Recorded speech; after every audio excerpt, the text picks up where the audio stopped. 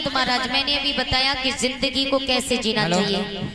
ये 10 रुपए लटूरी लाल 10 रुपए माता रानी की कथा में दान कर रहे हैं। ये 10 रुपए अवदेश की सड़वाइन ततारपुर से आई हैं। ये माता रानी कथा में दान कर रही हैं। माता रानी ने सद्बुद्धि प्रदान करती रहे। बुलवा के वे हरिलाल की।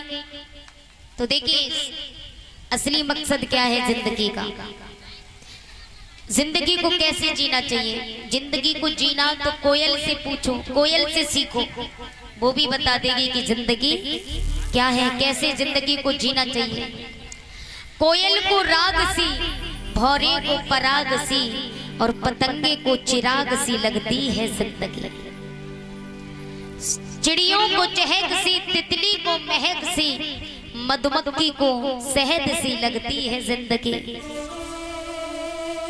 सूर्य को सविता सी, पपीहे को कविता सी और मछली को सरता सी लगती है जिंदगी।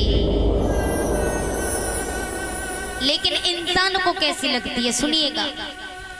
चकोर को ससी सी, पुष्प को हंसी सी, लेकिन इस मनुष्य को फंसी सी लगती है जिंदगी, लगती है जिंदगी।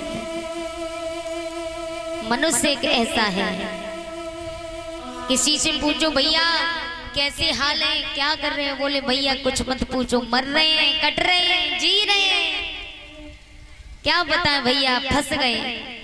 इससे तो अच्छा भगवान मिट्टी को उठा ले। चकोर को ससी सी, पुष्प को हंसी सी, लेकिन इस मनुष्य को फंसी सी लगती है जिंदगी। कोयल से पूछना, वो भी कह देगी जिंदगी क्या है, तो वो कहेगी हाँ भैया क्या बताएं, जिंदगी तो एक संगीत है, गाते रहो। भौरे से पूछना, पतंगे से पूछना, चिड़ियों से पूछना, चिड़िया भी कहेंगी कि भैया जिंदगी में चहकना ही तो है, चहकते रहो, खुश रहो, हंसते रहो, हंसाते रहो। तितली से पूछना, तितली भी बड़ी मस्त रहती है, बड़ी खुश रहती है, अपने जीवन में बड़ी प्रसन्न रहती है। तितली से पूछना तो वो भी कहेगी भैया जिंदगी में महक लेना है, महक लेते रहो। मधुमक्खी को शहद सी लगती है जिंदगी। मधुमक्खी से पूछना, वो भी कहेगी भैया जिंदगी बड़ी मीठी है, जिंदगी को छोड़ना मन ही नहीं करता, बड़ी मीठी लगती है, एकदम शहद के जैसे। चिड़ियों को चहक सी, तितली को महक सी, मधुमक्खी को शहद सी लगती है जिंदगी। सूर्य को सविता सी, सुबह सी, मानो कि जीवन में एक नई सुबह हुई हो। पपीहे को कविता सी, कहानी सी, मछली को सरता सी लगती है जिंदगी। मछली से पूछना हो तो वो भी कहेगी भैया जिंदगी बड़ी ठंडी है, बड़ा आनंद आ रहा है।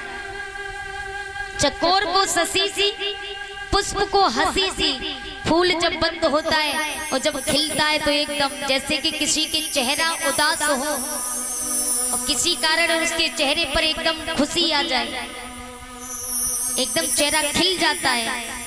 जब हंसी आती है तो चेहरा खिल जाता है, तो कहते ना भैया आज तेरा चेहरा खिला खिला नजर आ रहा है, फूल की तरह।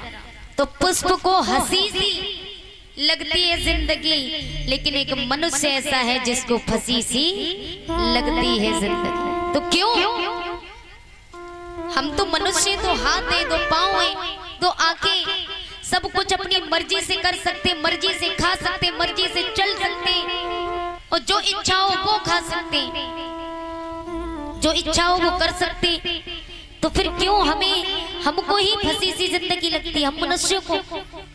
हमसे तो अच्छे कीड़े मकोड़े, पशु पंछी, पुष्प, भौरे, तितली, कोयल ये अच्छे हैं। मोर से पूछना तो मोर भी कहेगा भैया जिंदगी में तो नाचना ही नाचना, नाचते रहो, आनंद लेते रहो। ऐसे जिंदगी को जियो ना, क्यों दुखों को, क्यों कष्ट से जिंदगी को जी रही है।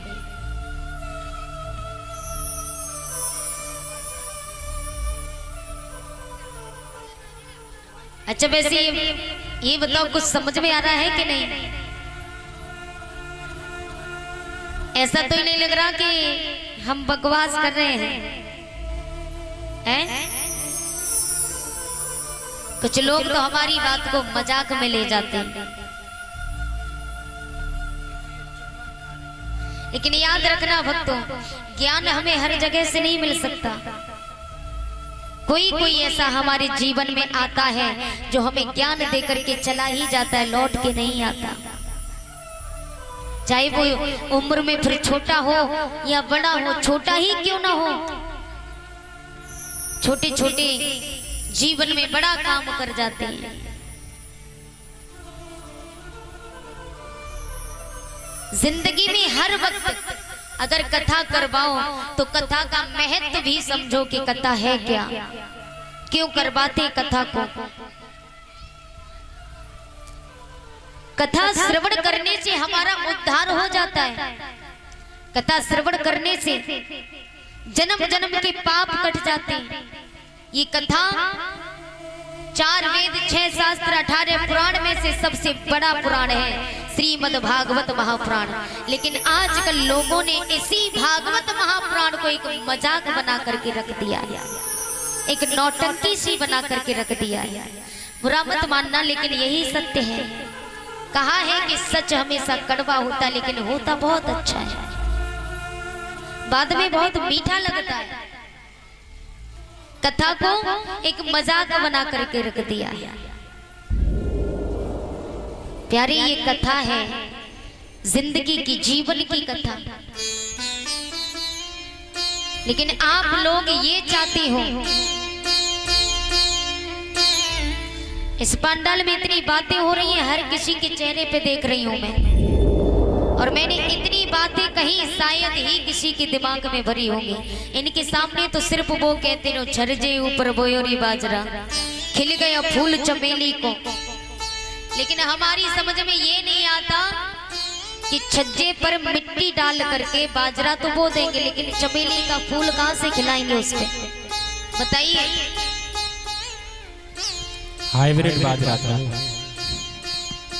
मिट्टी डाल के छज्जे पर बाजरा तो बो देंगे, लेकिन चमेली का फूल तो नहीं खिल सकता ना। बस ये सुनवाते रहो इन्हें, ऐसो सेंट लगई हो मेरे राजा, छाती जल जाए दुश्मन की। तो इसमें बड़ा आनंद आता है इनको। लेकिन जहां ज्ञान प्राप्त होता है अक्सर करके वहां दिमाग खराब होता है। लेकिन ये बातें तब याद आती हैं जब हम पर बुरा वक्त आता है, उस समय ये बातें याद आती हैं। जिंदगी में कुछ नहीं है, देखा जाए तो जिंदगी में है तो सिर्फ इतना है, आनंद एक ही जगह पर है, वो भी बांके बिहारी के चरणों में, भगवान के चरणों में। अन्यथा चाहे कहीं भी भटकते रहो, आनंद लेते रहो। लेकिन माफी मांगना चाहूंगी कि इतने दिनों तक मैंने आप लोगों को हंसा नहीं पाया। कोशिश तो बहुत की, लेकिन नहीं हंसा पाया, क्योंकि आप लोग जो चाहते हो वो मैं नहीं दे सकी। आप लोग चाहते हो हमेशा नौटंकी वाली चीज, तो मैं वो नहीं दे सकती। लेकिन फिर भी मैंने बहुत कोशिश की। आप लोगों से कहें कि जयकारा बोलो तो नहीं बोलती हो, इतनी शर्म लगती है। याद रखना, ये भगवान का दरबार है, भगवान का जयकारा बोलने में कभी शर्म नहीं करते। अगर यहाँ नहीं बोलोगे तो जब मैंने उस दिन भी कहा कि बोलने को दी जबान पर तू बोलता क्यों नहीं, और लेने को हरि का नाम मुख खोलता क्यों नहीं। इस दिन का ना बोलना, आज का ना बोलना, वहां याद आएगा, और बोलना तो चाहेगा प्यारे, पर बोल नहीं पाएगा। इसलिए कह रहे हैं कि कुछ ऐसी कमाई कर लो जो साथ जा सके। भूलवा के बिहारी लाल की जय। फिर भी इन पर असर नहीं पड़ेगा, इनसे कितना भी कहो लेकिन इन पे असर पड़ने वाला नहीं है। वो कहते हैं ना, परीक्षित महाराज, एक गुबड़ीला था। गुबड़ीला जानते हो, जो गोबर में रहता है। बड़ी सुंदर कहानी है। गोबर का गुबड़ीला था और एक भमरा था, भौरा। तो वो गुबड़ीला गोबर में रहता था। एक बार भमरा घूमते हुए आया और गुबड़ीला से बोला, भैया गोबर में रहते हो, चलो तुम्हें जिंदगी का मजा दिखाते हैं, क्या आनंद है जिंदगी में, बड़ी अच्छी अच्छी बहारें हैं, आनंद लीजिए। बोले भैया ठीक है चलते हैं। तो वो गुबड़ीला गोबर से निकल करके भंवरे की पीठ पर बैठ करके उड़ता हुआ एक बाग का बगीचा था। बगिया में बड़े सुंदर सुंदर फूल खिले हुए थे, सुंदर सुंदर कलियां हैं, सुंदर सुंदर पक्षी चहक रहे हैं। भंवरा कभी इस फूल पर, कभी उस फूल पर, कभी उस फूल पर, और गुनगुनाता हुआ गाते गाते आनंद ले रहा है। लेकिन गुबड़ीला देख रहा है और उसी जगह पर आगे चल के थोड़ी दूर गोबर पड़ा हुआ था। गोबर भंवरा तो उसकी जिंदगी संभालने के लिए लाया था, उसे नया जीवन देने के लिए, जिंदगी के नजारे दिखाने के लिए। लेकिन उस गुबड़ीले को गोबर पड़ा हुआ मिला तो जाकर के रेंगते हुए गोबर में ही घुस गया।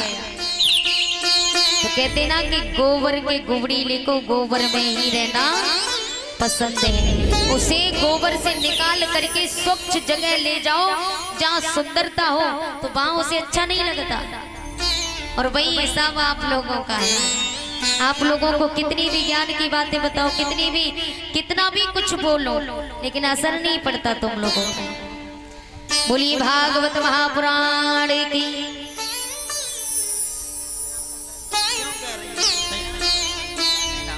हेलो हेलो, और इस बीच कुछ दाना है। 10 रुपए चोप सिंह ठेकेदार भगोड़ा, 10 रुपए मलखान के